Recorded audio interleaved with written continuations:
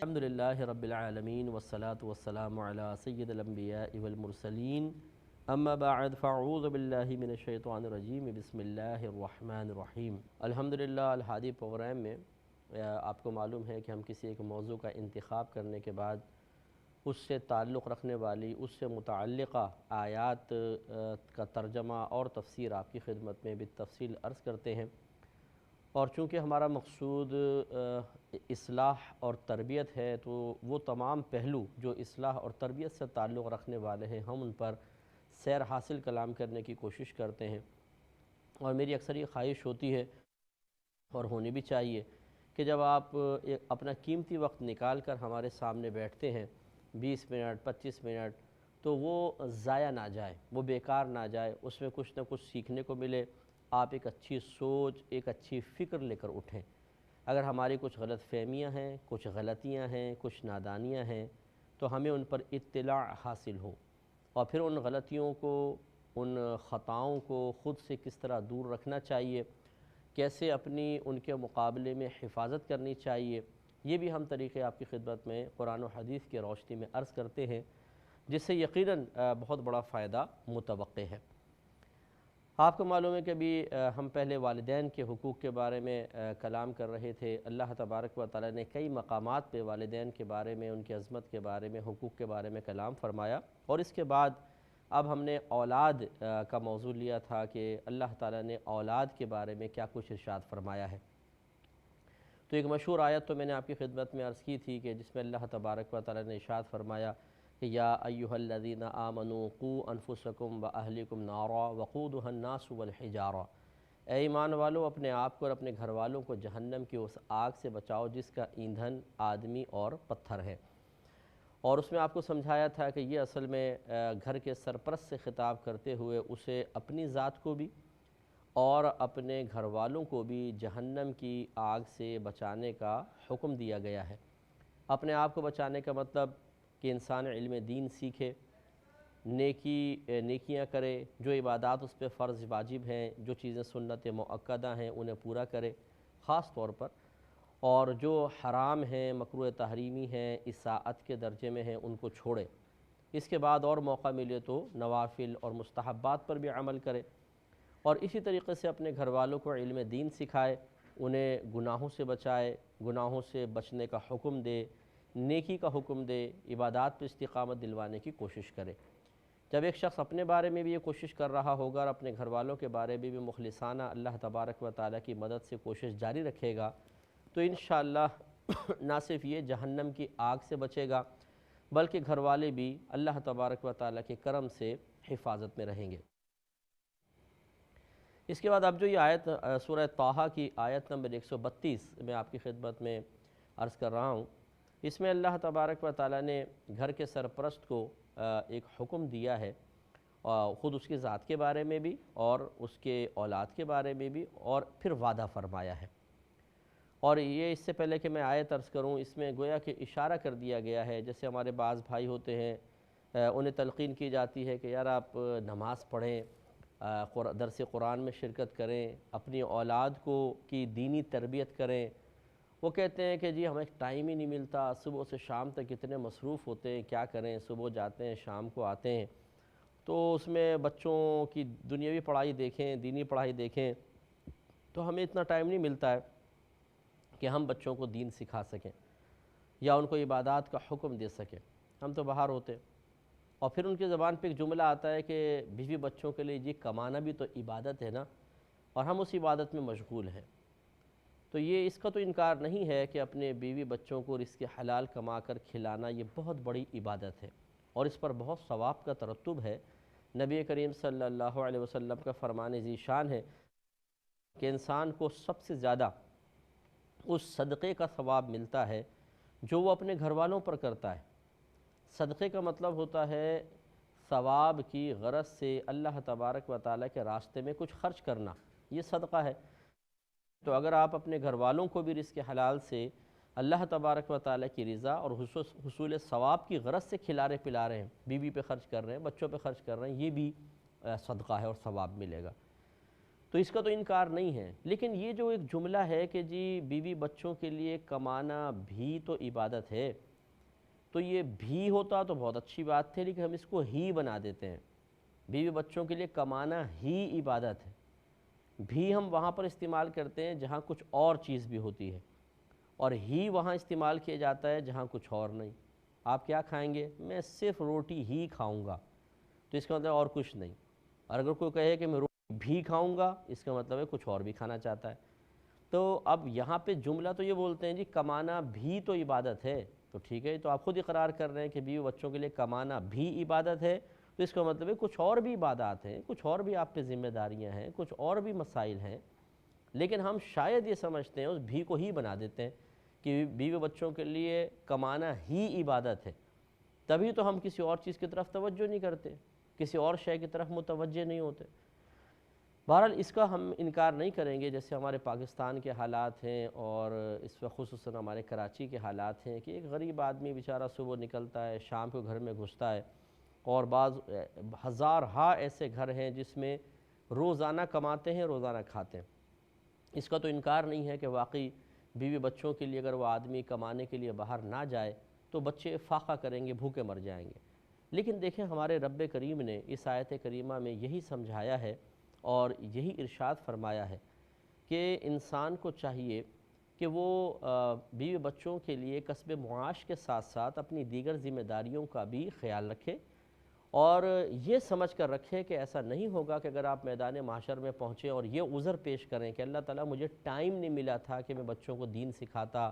ان کو علم سکھاتا، اور ان کو نماز کا حکم دیتا، انہیں برائیوں سے روکتا، کیونکہ میں باہر ہوا کرتا تھا صبح سے شام تک، لہٰذا ایسا نہیں کر سکا، تو اس لیے مجھے معاف فرما دے۔ ایسا نہیں ہوگا، کیونکہ اللہ تبارک و تعالیٰ نے اس کا حل بتایا ہے،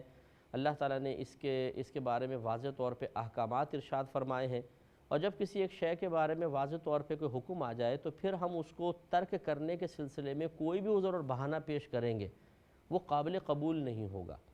مثلا دیکھیے اللہ تعالیٰ کیا فرما رہا ہے، سورہ طٰہٰ آیت نمبر 132، پہلے میں اس کو بیان کرتا ہوں، پھر دیکھیں ہم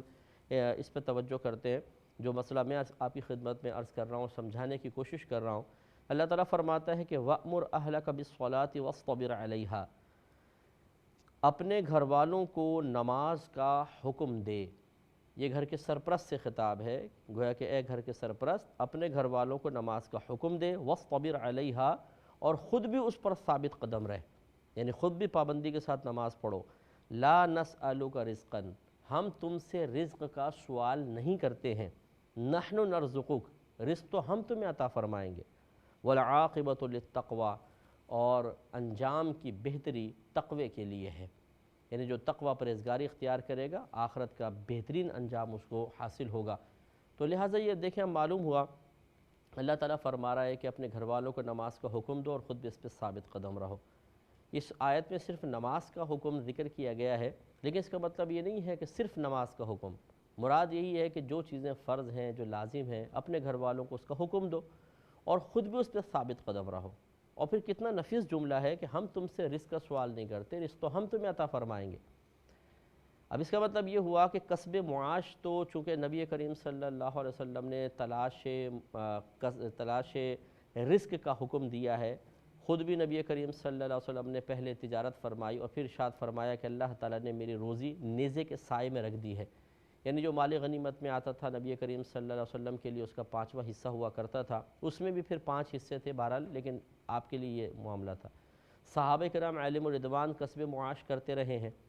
تو ہمیں کسب معاش کا حکم تو دیا گیا ہے، لیکن جو اللہ تبارک و تعالیٰ رزق عطا فرمانے کی اپنی طرف نسبت فرما رہا ہے، اس کا مطلب یہ ہے کہ کسب معاش یعنی کوشش جب انسان کرتا ہے، ضروری نہیں ہے کہ اس کوشش کے بدلے میں ضرور اس کو رزق مل جائے، اور ضروری نہیں ہے کہ ملے تو محفوظ بھی رہے۔ بعض اوقات ایسا ہوتا ہے کہ انسان پیسہ کوشش کرتا ہے، کچھ بھی نہیں ہوتا، جیسے سارا دن بیٹھے ہوئے ہیں، کوئی گاہک ہی نہیں آ رہا، کچھ پیسہ نہیں ملا۔ بعض اوقات مل جاتا ہے، لٹ جاتا ہے، بعض اوقات مل جاتا ہے لیکن گھر میں بیماری وغیرہ ہو جاتی ہے، اس میں خرچ ہو جاتا ہے۔ تو اس لیے معلوم یہ ہوا کہ کسب معاش جو ہے یعنی رزق کے لیے کوشش، اس کا حکم تو دیا گیا اور ہمیں کرنی بھی ہے، لیکن حقیقتاً یہ رزق کے حصول کا ذریعہ نہیں ہے۔ اصل میں فاعل حقیقی، مؤثر حقیقی ہمارے رب کی ذات ہے، اور اللہ تعالیٰ وعدہ فرما رہا ہے کہ اگر تم اپنے گھر والوں کو نماز کا حکم دو گے، خود بھی اس پہ ثابت قدم رہو گے، تو رزق ہم تمہیں عطا فرمائیں گے۔ گویا کہ اب اللہ کا وعدہ تو ضرور پورا ہوگا۔ اگر ہم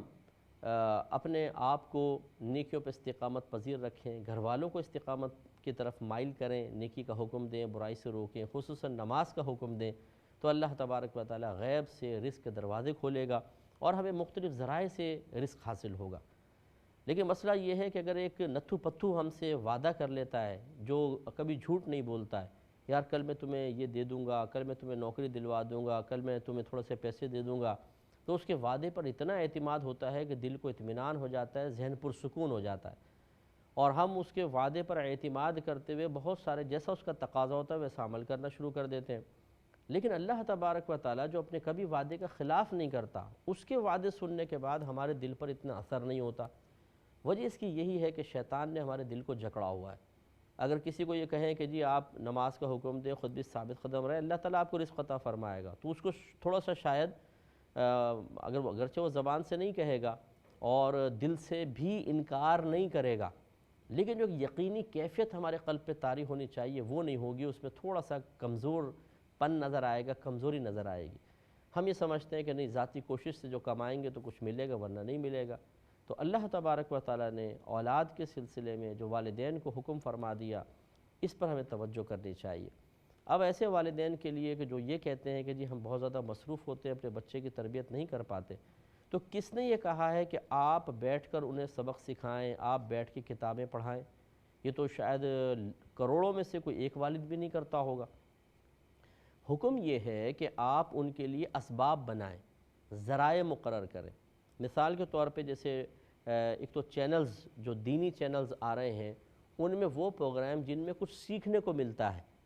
بہت سارے پروگرام ہیں، اور ہمارا بھی ماشاءاللہ یہ پروگرام ہے، الہادی ہے، میں درس بخاری بھی کرتا ہوں، اسی طرح قرآن عظیم، یہ الہادی قرآن عظیم سے تعلق رکھتا ہے، اور احکام شریعت پروگرام کرتے ہیں، اس میں مسائل سکھائے جاتے ہیں، بچوں کو اس کو سکھوائیں۔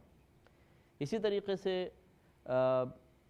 کتابیں لا کر دینا، لٹریچر جو ہے بہت ضروری ہے کہ اپنے گھر والوں کو لا کر دیں، نماز کے مسائل دیجئے، روزوں کے مسائل پہ کتابیں ہیں وہ لا کے کتابیں لا کر دیں۔ اسی طریقے سے کچھ بیانات کی کیسٹیں یا سی ڈیز وغیرہ آپ کو ملیں جن میں اصلاحی بیانات ہوں، وہ سنائے جائیں۔ اور اس کے علاوہ اگر کہیں شارٹ کورسز وغیرہ ہوتے ہیں جس میں فرض علوم سکھائے جاتے ہوں، وہ فرض وہاں تک آپ بھیجنے کی کوشش کریں۔ ہر جگہ کوئی فیس نہیں لیتا، ہر جگہ کوئی پیسے نہیں لیتا، اگر تھوڑے بہت لیتا ہے اور ہم افورڈ کر سکتے ہیں تو ہمیں پیسے بھی دینے چاہیے تاکہ بچے بہرحال دین سیکھیں۔ تو یہ کوشش یہ کرنی ہوگی ایک والد کو، ایک والدہ کو، کہ وہ اپنے بچوں کو دین سکھائیں۔ اگر ہم دین نہیں سکھائیں گے، بچے بے راہ روی کا شکار رہیں گے، تو یاد رکھیں کہ پھر میدان معاشر میں یہی اولاد اللہ تبارک و تعالیٰ کی بارگاہ میں جا کے ہماری شکایت کرے گی کہ اللہ تعالیٰ انہوں نے ہمیں جاہل رکھا، انہوں نے ہمیں نماز کا حکم نہیں دیا، انہوں نے ہمیں مسائل نہیں سکھائے، نہ ایسے ذرائع فراہم کیے، نہ ایسا ماحول فراہم کیا، لہٰذا ان کی گرفت فرما، اور وہاں پہ پھر گرفت ہوگی۔ اس لیے کوشش کرنی چاہیے کہ اپنے اولاد کو دین سکھائیں۔ اب بہت سے والدین ایسے بھی ہوتے ہیں کہ جو اپنی اولاد کو دین کی طرف اس لیے نہیں آنے دیتے کہ وہ گھبراتے ہیں کہ شاید اگر یہ دین کی طرف آئے گا تو دنیا سے بالکل کٹ جائے گا، یہ دنیا کی پڑھائی چھوڑ دے گا، یہ اور دنیاوی ایکٹیویٹیز میں حصہ لینا بالکل چھوڑ دے گا، مسجد میں جا کر بیٹھ جائے گا، تسبیح ہاتھ میں پکڑ لے گا، اللہ اللہ کرنے لگ جائے گا، تو وہ ایک خوف زدہ سے ہو جاتے ہیں، خود خوف زدہ ہو جاتے ہیں، یا بعض لوگ خوف میں مبتلا کرتے ہیں۔ جیسے کسی کا بچہ نمازی بن گیا، پرہیزگار بن گیا، مسجد میں آنے جانے لگا، تو کچھ رشتہ دار، کچھ محلے والے سمجھاتے ہیں کہ جی دیکھیں زیادہ اپنے بچوں کو دین کی طرف نہ آنے دیں، آج کل ماحول بڑا خراب ہے، مولوی بن جائے گا جی، کہیں کہیں نہیں رہے گا، تو وہ والدین گھبرا جاتے ہیں۔ اب یہ نہیں سوچتے کہ جو دنیا کی طرف مائل ہیں مکمل طور پر، کتنے بچے ایسے ہیں جو یونیورسٹیز سے اعلیٰ ڈگریاں حاصل کرنے کے بعد بیچارے ڈگری ہاتھ میں لے کر ایسی گھومتے پھر رہے ہیں، ان کو کہیں نوکریاں نہیں مل رہی ہیں، جوتیاں چٹکھاتے پھر رہے ہیں، کتنوں کو ہم جانتے ہیں، آپ بھی اپنے اطراف میں جانتے ہیں۔ تو اگر واقعی دین کے قریب آنے سے دنیا کا نقصان ہوتا اور دنیا کی طرف جانے سے دنیا ضرور حاصل ہو جاتی، تو اس کی آپ کو سینکڑوں مثالیں ملتی کہ ہر داڑھی والا، ہر دیندار بھوکا مر رہا ہوتا اور ہر دنیا دار ترقی کر رہا ہوتا، لیکن ایسا نہیں ہے۔ بلکہ ہم نے یہ دیکھا ہے جو دین کی طرف مائل ہوتے ہیں اللہ تبارک و تعالیٰ انہیں غیب سے رزق حلال دیتا ہے، رزق حلال غیب سے عزت کے ساتھ، بشرطے کہ اس کو حاصل کرنے کا طریقہ صحیح اختیار کیا جائے۔ اس لیے اس قسم کے وسوسوں سے ہمیں دور ہونا چاہیے۔ کیا ہم نہیں چاہتے کہ ہمارا بچہ دنیا میں بھی عزت پائے، اس کو موت کی آسانیاں محسوس ہوں، جب وہ قبر میں جائے تو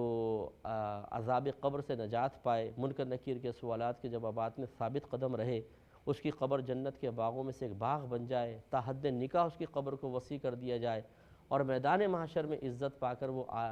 شان کے ساتھ جنت میں جائے؟ اگر چاہتے ہیں تو پھر اس کو دین کی طرف آنے دیں،